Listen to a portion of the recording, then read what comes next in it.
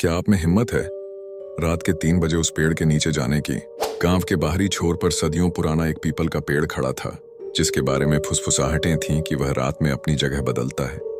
लोग कहते थे, जो उस पेड़ के नीचे रात बिताता है वो सुबह सूरज नहीं देखता। लेकिन राहुल, शहर से आया एक जवान, इन बातों को कोरी बकवास मानता था। उसने दोस्तों के सामने चुनौती ली, मैं उस भूतिया पेड़ के नीचे पूरी रात बिताऊंगा और दिखाऊंगा कि तुम सब कितने अंधविश्वासी हो।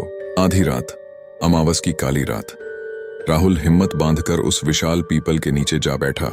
चारों ओर घना सन्नाटा था, ऐसा सन्नाटा जो हड्डी हड्डी में उतर जाए। अचानक उसे लगा जैसे कोई ठंडी सूखी उंगलियां उसके गले पर सरक रही हों। उसने ऊपर देखा। पेड़ की मोटी शाखाएं, जो कुछ देर पहले स्थिर थीं, अब धीरे धीरे उसकी ओर झुक रही थीं, जैसे कोई विशाल मकड़ा अपने शिकार को घेर रहा हो।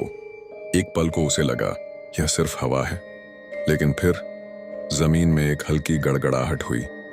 पेड़ की जड़ें, जो सांपों की तरह मोटी थीं, सर सर की आवाज करती हुई मिट्टी से बाहर आने लगी। ऐसा लगा जैसे वह पेड़ सांस ले रहा हो और हर सांस के साथ उसकी जड़ें जमीन से खुद को उखाड़ रही थीं।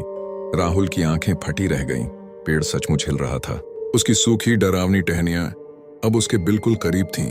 उनमें से कुछ तो उसके बालों को छू रही थीं। पत्तों की सरसराहट अब किसी बुजुर्ग की खुसुर पुसुर जैसी लग रही थी, जैसे पेड़ उससे बात करने की कोशिश कर रहा हो।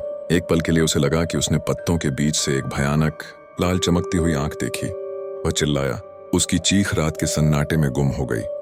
उसने भागने की कोशिश की, लेकिन पेड़ की जड़ें अब उसके पैरों में उलझ चुकी थीं।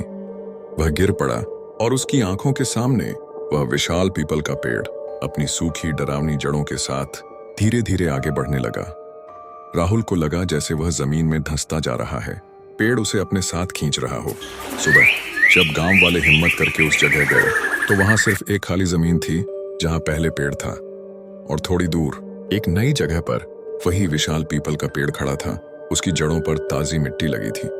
उसके पास राहुल का फटा हुआ कुर्ता पड़ा था, जिस पर मिट्टी और खून के निशान थे।